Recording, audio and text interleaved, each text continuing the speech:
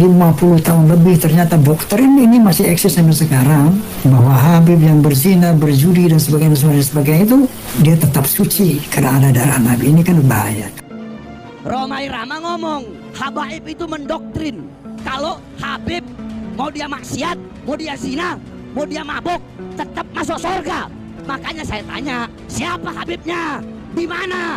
Kapan dia ngomong? Kalau memang ada Habib yang ngomong begitu, saya yang bantai dia di depan Rhoma Irama, saudara. Makanya Rhoma Irama jangan asal fitnah. Jaga kau punya mulut, jaga kau punya bacot.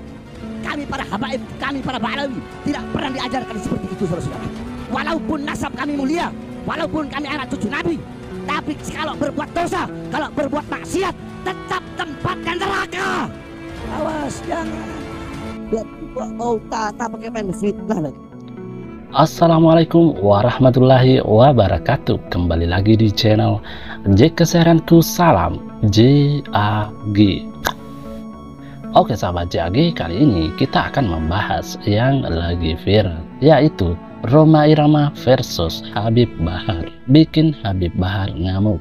Rhoma Irama blak-blakan soal nasab Nabi. Dikutip dari Siap, pedangdut legend Rhoma Irama menjadi sorotan publik setelah pernyataannya dianggap menyinggung kaum habaib. Direspon serius oleh Habib Bahar bin Smith. Adapun omongan yang menyita perhatian itu diantaranya soal pendapat Haji Rhoma Irama terkait suriah atau keturunan Nabi Muhammad. Dikutip dari tayangan YouTube Rhoma Irama Official, Raja Dangdut rupanya sempat memiliki pengalaman pribadi dengan seorang habaib yang menurutnya berbicara tidak pas. Momen tersebut terjadi pada saat dirinya masih muda. Dia cerita, saya kaget-kaget ini. Di antaranya yang masih saya ingat, hei itu kalau ada anak Habib, walaupun dia mabuk-mabukan, walaupun dia penzina, pencuri, penjudi, jangan kate ape-ape. Dia itu turunan Nabi, jangan disakiti, jangan diomelin, dia itu ahli surga, kata Rhoma Irama meniru ucapan habaib tersebut.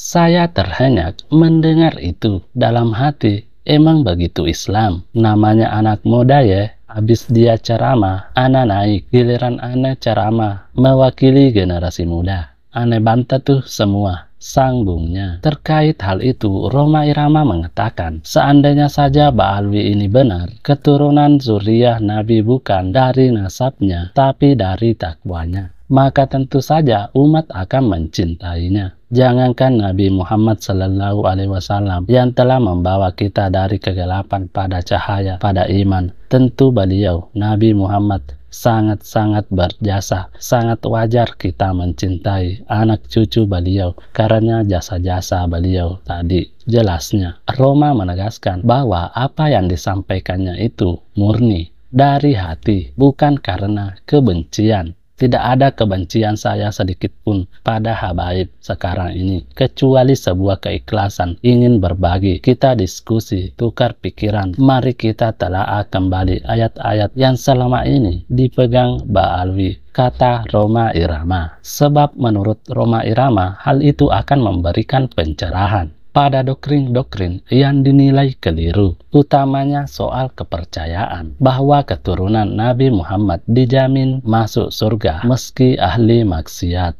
Padahal Nabi Muhammad pernah bersabda, seandainya Fatimah mencuri, aku akan potong tangannya. Jadi tidak ada privilege buat keturunan Nabi, tidak ada kelebihan kecuali takwa, kata Rhoma Irama. Jadi dengan hati putih dan tulus, saya hanya ingin mengajak teman-teman dari Ba'alwi, para habaib, mengkaji lagi ayat-ayat yang menurut saya disalah tafsirkan, sehingga muncul arogansi yang dilarang oleh Allah dan Rasulnya sendiri. Sambungnya. Kemudian lanjut pelantun lagu bujangan itu. Masalah nasab ini bukan hanya pembahasan nasional saja, tapi sudah merupakan pembahasan internasional. Dan menurut ahli nasab internasional, ternyata katakanlah berpihak bahwa para Ba'alwi ini bukan zuriyah Nabi. Itu bukan urusan saya. Terserah para ahli nasab, para ahli sejarah. Lalu muncullah klarifikasi kalau sejarah nasab tidak cukup. membantu untuk meyakinkan. Maka tes DNA adalah satu jawaban yang final dan ilmiah bahwa ada sanggahan-sanggahan kelompok Balawi genetik hanya bisa dideteksi sekian keturunan. Nah, ternyata ahli-ahli genetika dari BRIN itu memastikan gen kita sampai ke Nabi Ibrahim, sampai Nabi Nuh pun bisa terdeteksi secara presisi, kata Rhoma Irama. Maka artinya kita sebagai bagian dari umat ini harus betul-betul menundukkan ini sesuai fakta yang ada, yang direkomendasikan bangsa-bangsa di dunia, kata Rhoma Irama. Meski demikian, Rhoma berharap perdebatan ini tidak memicu permusuhan dan tidak boleh menjadi pertengkaran sejauh semua pihak tunduk kepada fakta historis dan fakta genetik.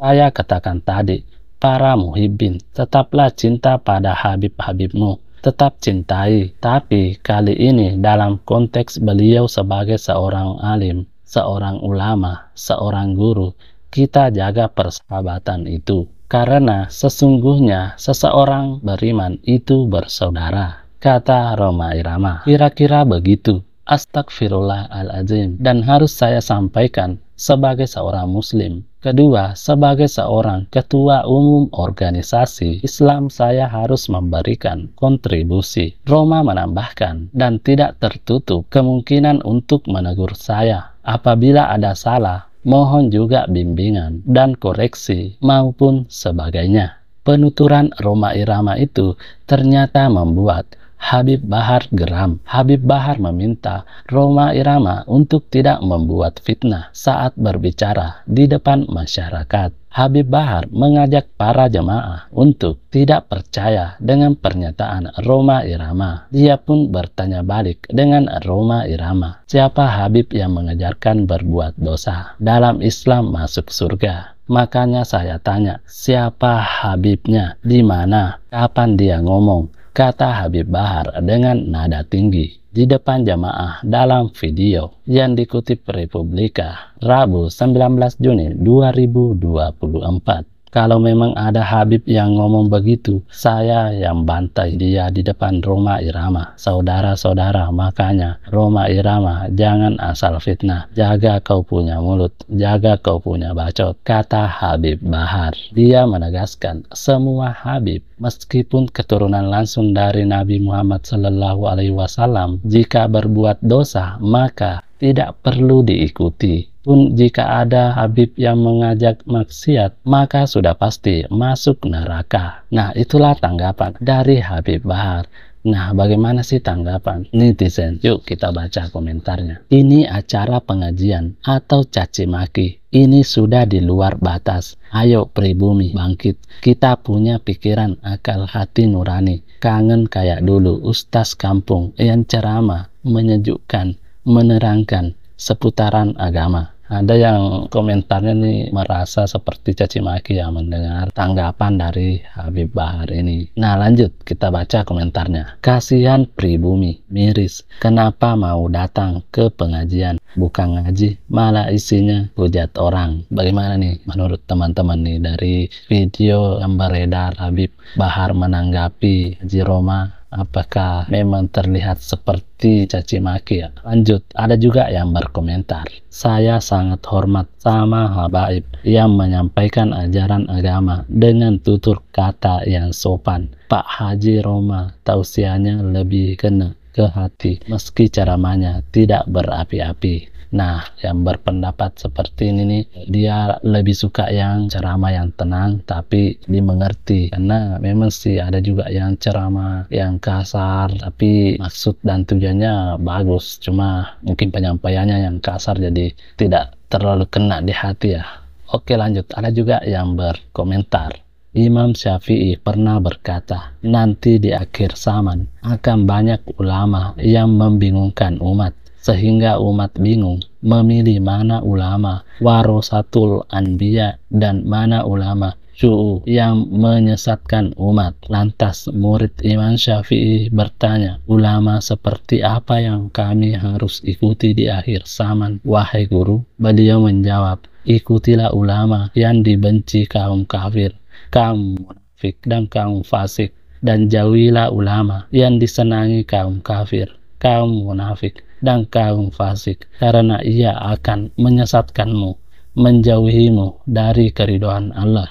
Nah, itulah komentar dari beberapa netizen. Tidak semua kita baca. Kalau teman-teman sendiri bagaimana nih pendapatnya? Silakan berpendapat di kolom komentar. Sampai di sini saja jumpa kita kali ini.